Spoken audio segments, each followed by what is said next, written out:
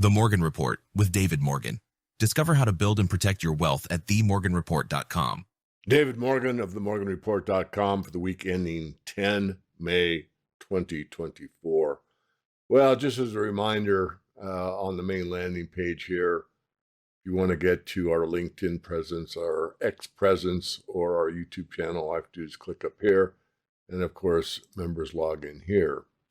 Also, we are giving a free 30-minute consultation with every new sign up for the premium service. And you can have the consultation, subscribe, go back in the archives, read the last 3 months or so, come up to speed. And then if you decide it's not for you, then you get a full refund, no questions asked. Now, moving on to what I want to talk about this week for the perspective. Dick Allgaier, if you don't know the name Dick Allgaier, you should. Pretty well known in the RV world, been around a while. And he did a recent video, either I think today or yesterday, and he talked about the bankers, the one-party government, and a few other things. Did an excellent job, as I would say almost always does. And what he brought to everyone's attention was that there's some of us out there in, the alt media that talk about, the bankers being a problem. I've talked about the bankers being a problem, but it's not the biggest problem. What he pointed out is something that I have too, and perhaps I've not been that clear. I'm not taking it personally from Dick. I just think he made a good point, and I want to emphasize it. So this is from the movie Thrive. In fact, a side note, Foster Gamble just finished our interview for my documentary, silversunrise.tv. You can check that out. I may put it up here on the screen in a moment. But Foster had this in Thrive 1, the first movie, and it talks about the pyramid of power.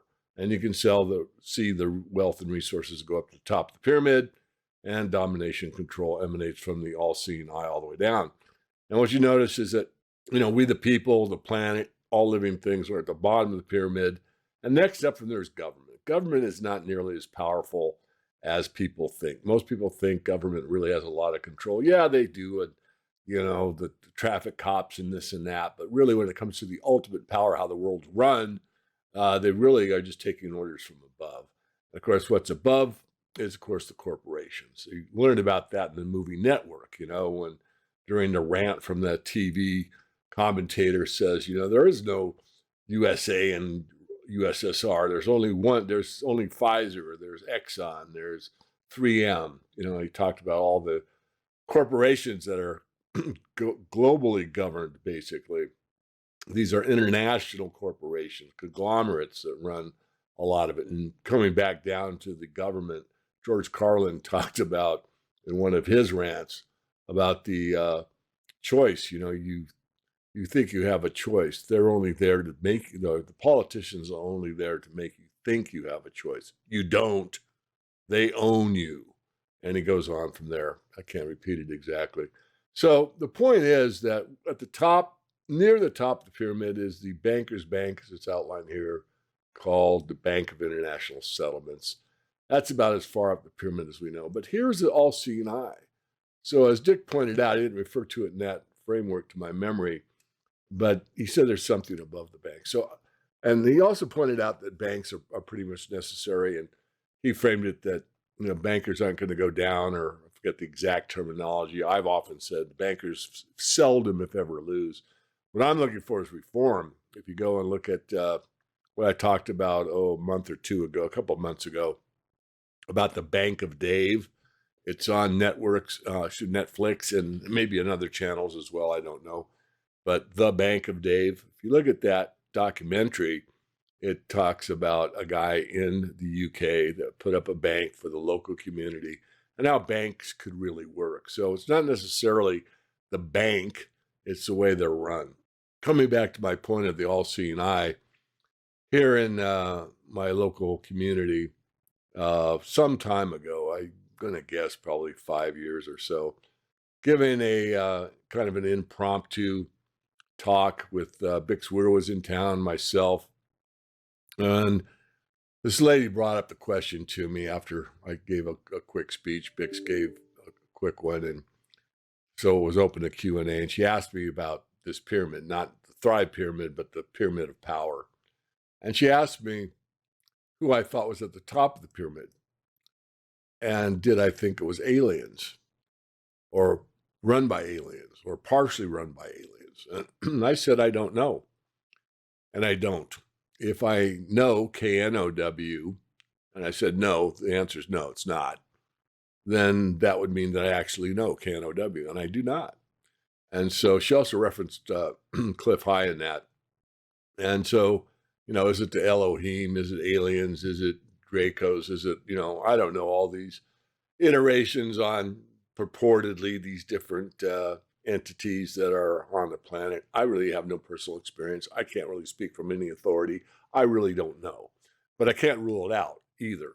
And I think the point is well made that money is a control mechanism, the way it's used. I mean, people can be bought, and you can, buy and blackmail all the Congress critters and most of the Senate, and on it goes through industry, and you're only allowed to get to a certain level unless you're in the club, and all those things that some people take as a conspiracy theory and other people know as fact, and wherever you lie in between, that's your choice to make.